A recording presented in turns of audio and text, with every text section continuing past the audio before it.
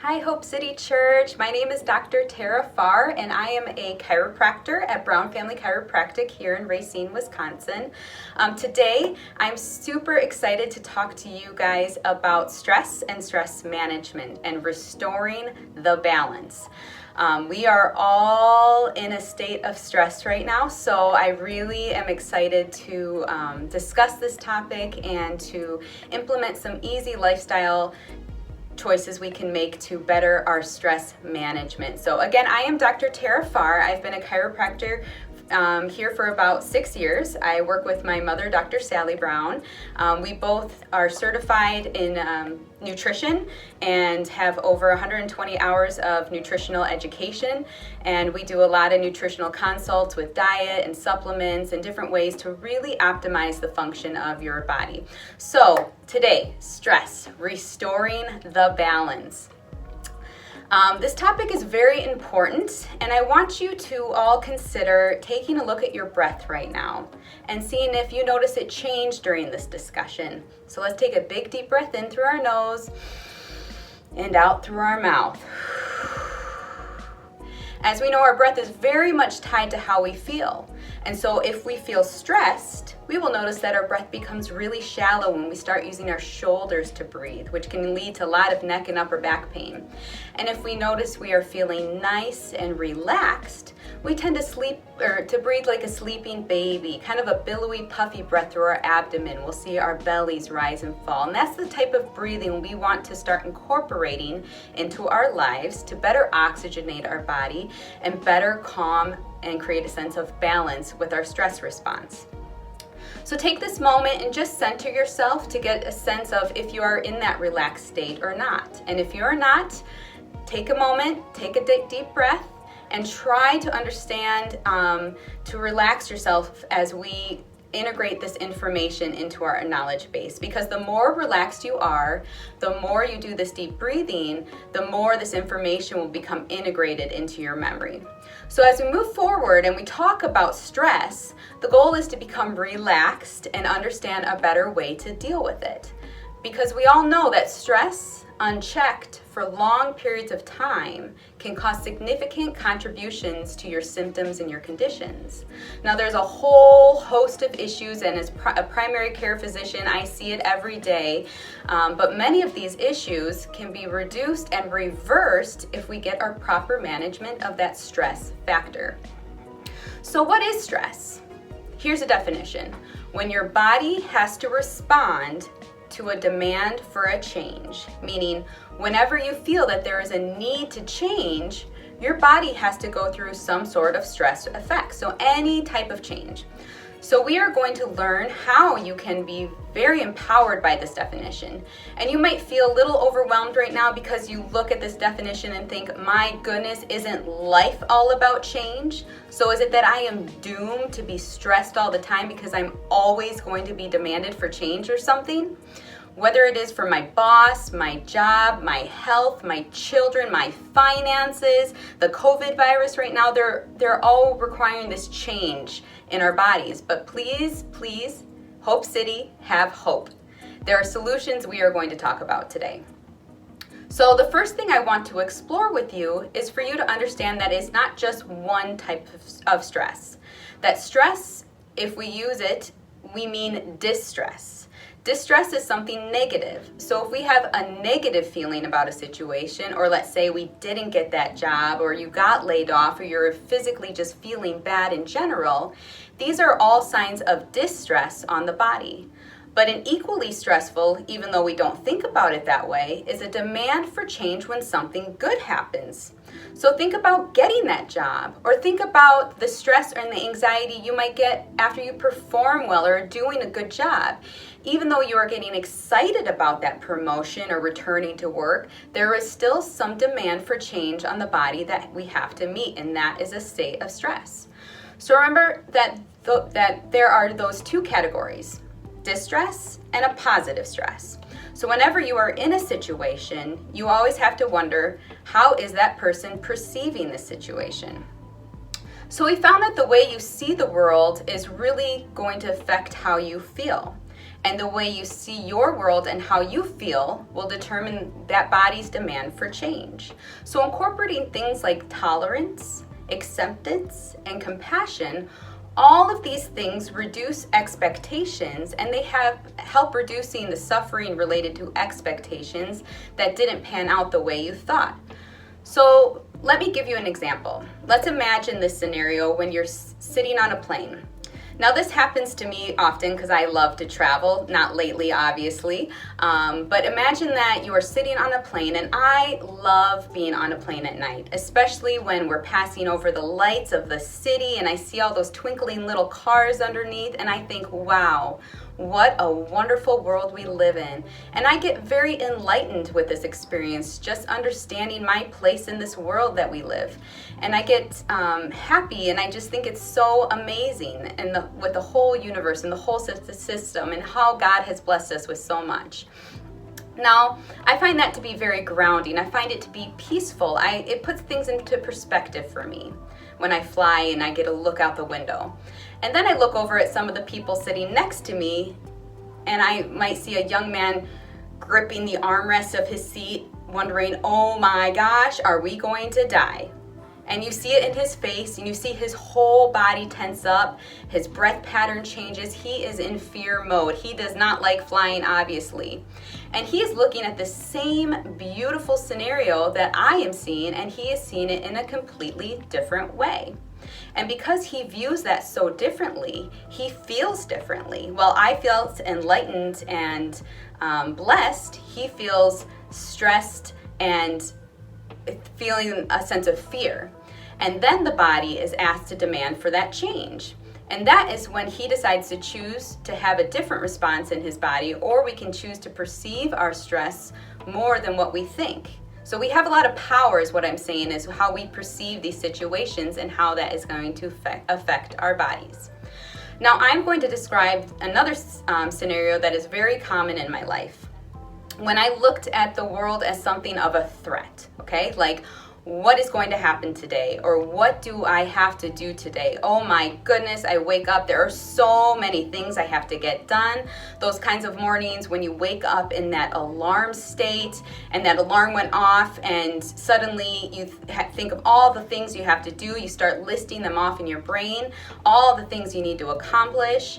And then I'd start to fearing about all these things I haven't done yet today, where I need to go, what I need to get for my kids. And then I get into this fear state. And then I get into, and then I pop out of bed and I jump towards the bathroom and I stub my toe. And then I feel, oh my goodness, this whole world is against me today because all these things I haven't accomplished and I might not get done. And then I stub my toe, and you see, I was preparing myself for that mindset. I woke up in a state of, I have all this stuff to do, I am not ready, and I stub my toe, and I am fed up with the world. Well, we have prepared our bodies to feel that way. So we need to start working on waking up with either a prayer or a moment of appreciation to start setting that foundation for a less stressful day and a better perceptive stress in the body. And so we really have that power to change so many things in our lives by changing our perception. Just clouding your mind with positive thoughts so you see the world differently, as opposed to the flooding it of negative thoughts. So let's start talking a little bit more about science, okay? Because we do understand that there is a connection to the way we behave and to the way our bodies behave. So when we dig in, we're going to look at that root cause of stress and what is happening in our bodies. So the first thing I want you to see is the falseness of this statement here when it says, what's happening inside your body when you are stressed? Really, we should start to get the notion that the question is not when you are stressed, but when you decide to react to a potential stressor. So like I said, you can look at your children, you can look at your work and decide to make it into an alarm state all the time, or you can use tolerance, acceptance, and compassion in order to reduce unnecessary stress when we see all these potential stressors in our world. So I'm going to dive in with a little anatomy now. So in our body, there are glands called your adrenal glands, and your adrenal glands sit right above your kidneys on your upper back. And in this gland is a 2-in-1 gland, and it's located, again, right above our kidneys, and you have 2 of them. There are 2 parts to them. There's an outer shell called the cortex and the inner shell called the core. Now each has its own purpose, and the outer shell secretes or releases 2 key hormones we want to talk about: cortisol and DHEA. And the inner core releases 2 that you may already know about, called norepinephrine and epinephrine. Now you might have heard of these with the word adrenaline. Remember, the base of that word is adrenal. So adrenaline, or the adrenal glands, activate when your body perceives stress. So historically, it might have been a tiger. You might have seen that tiger, your eyes see that tiger, your brain says, oh, there is fear, I fear this potential danger, I must change my situation and get away. And it sends a signal from that perceived stress down to the adrenal glands, and those adrenal glands then start to release these hormones in order to set aside a different cascade that says, we must survive. Because when Sally sees that tiger, she needs to run. Or when Sally sees that tiger, we need to activate that adrenal system. It's all about survival. We need to survive. So when the adrenals are not overly activated from perceived stress, the adrenals have a chance to function normally. Our bodies are designed to take in a certain amount of stress. But when we get overwhelmed with constant Facebook posts, news articles, looking at the world around us, the financial stressors, the kids, the job, we don't have that ability to counterbalance that de-stressing mode. We're constantly in that state of stress. So let's talk about that, because it's all about this balance. And it is normal, again, to have stress in our life, but the goal is to not have an unnecessary amount of stress. So cortisol, being the stress hormone, is actually coming out to protect you. It does this because it perceives that you need something for that danger you are receiving, so it increases sugar. It increases fat because it assumes you need as much energy to run away from that tiger. It puts you in rescue mode, and it works with the adrenaline to make sure that you can run and fight that tiger, and it works directly with your immune system and other hormones. It basically just takes over your body because you're in fight or flight, saying, I need to survive. Because the body has decided that when you perceive that stress, everything else needs to change to adjust to that danger. That is priority number 1. Now, the opposite, or the counterbalance of cortisol, is DHEA. Now, DHEA is another hormone released by those adrenal glands in that outer cortex, and it helps to counterbalance that cortisol. It's known as the anti-stress hormone. But remember, cortisol comes out whenever there is stress. So we need to make sure that cortisol isn't way up here and DHEA is fatigued and way down here. Now, we all know we don't live in a world where things are not so stressful. Not like the past, not like 200 years ago when their basic requirements for need was food, shelter, water, purpose. We don't live in 6-week intervals of stress. We are constantly bombarded with things like poor sleep, noise pollution, diet, anger, sadness, poor social relationships, nutritional deficiencies, worry. All these things, whether they are physical or emotional, bombard us and bombard our reserves for the demand for change. Well, if you keep on stressing constantly, if you're perceiving fear constantly, if your body keeps needing that change constantly, more help is going to be on its way. Your adrenal glands are going to give you what it asks for. So it's going to keep producing that cortisol. It's going to keep producing those adrenaline hormones. So in effect, if those are constantly on, it also reduces thyroid function. Now we know the thyroid, it sits right up in your neck, and it's a common condition to have hypothyroidism. But your adrenal glands can actually activate that to work less. It reduces your body's antibody production. These are like your secret weapons of your immune system to help fight infections. So it reduces your overall immunity, especially in your gut. Your gut is so important for your whole immune system, and your whole immune system starts to weaken when we're constantly on that fight or flight mode. So let's see how those changes start affecting you on ways that you might be able to understand in an outward manifestation. So for instance, if you have prolonged storage of fat because your adrenal glands are always on, you can see how that will increase weight issues that we have in our country right now. How about blood sugar imbalances that adrenal glands cause when it is constantly activated? You can see why diabetes and metabolic syndrome are on the rise in our country. How about the loss of muscle and an underactive thyroid? That explains weight gain, but it also explains how we are aging much quicker. We injure ourselves much earlier, and we have less longevity, less good years of our lives. We're seeing diabetes earlier in life when we used to only see that in seniors. And cancer used to be a disease of seniors, and now we're starting to see them wearing down on our bodies earlier and earlier. We talked about the loss of bone and how that explains the earlier bone disease we are seeing due to stress, and we all know that when we deplete our immune systems because of stress, we get sick easier. How many of you are just like, I get 4 colds every winter? We need to check our adrenal glands and our stress response because that can have an impact on our immune system. So you see how this all works back and forth, that when your body is healthy and is better, that helps your brain and your adrenal health. But if your mental health is better, that helps your adrenal health and it helps your body. So when we look at the sources of stress, they are just potential stressors of stress because you can decide how you choose to view them.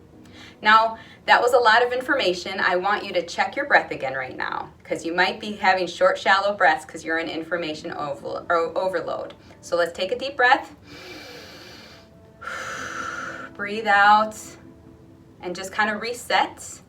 And you'll slowly feel your body to start relax again. So that's a great way to start resetting your body anytime you feel yourself tensing up from what you read on Facebook or hear in the media or are hearing from friends and family. Take a deep breath. Know that everything is going to be okay. And I can only control what's going on in my world and my body right now. Can't control all that right now. But deep breathing routinely throughout the day can help reset that body. Because there is hope. There is hope. So what can we do about this besides deep breathing? Well, first of all, sleep.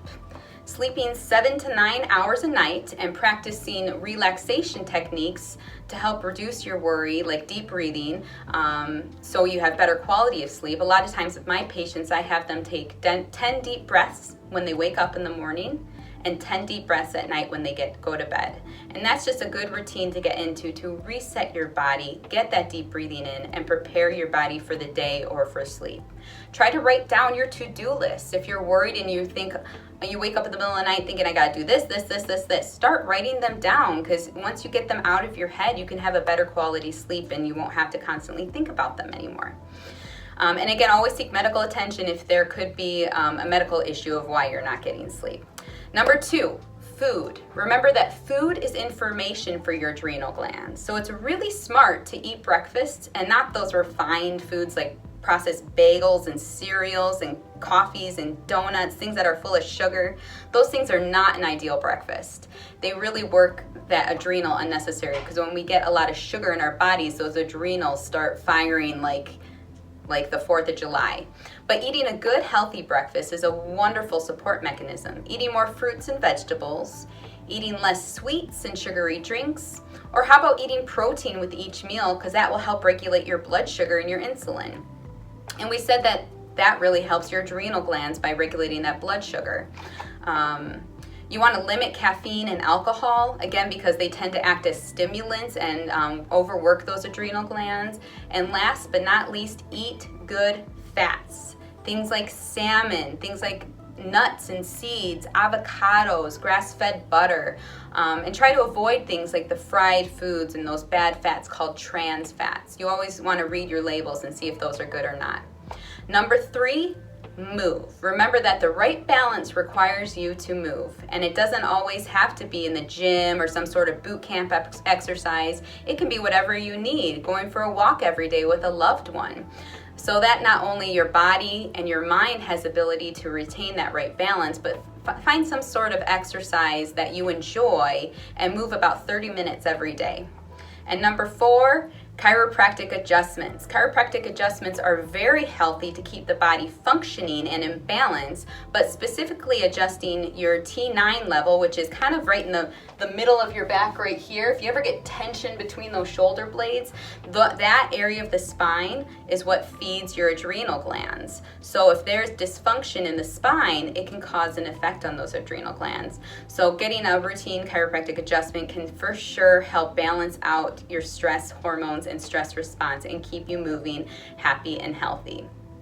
So in conclusion, I am Dr. Tera Pfarr. I enjoyed our little discussion today. I hope you are all hanging in there and doing well and deep breathing, and do know that this too shall pass. So in the meantime, keep calm and get adjusted. Hope you guys are doing great. Thanks for having me.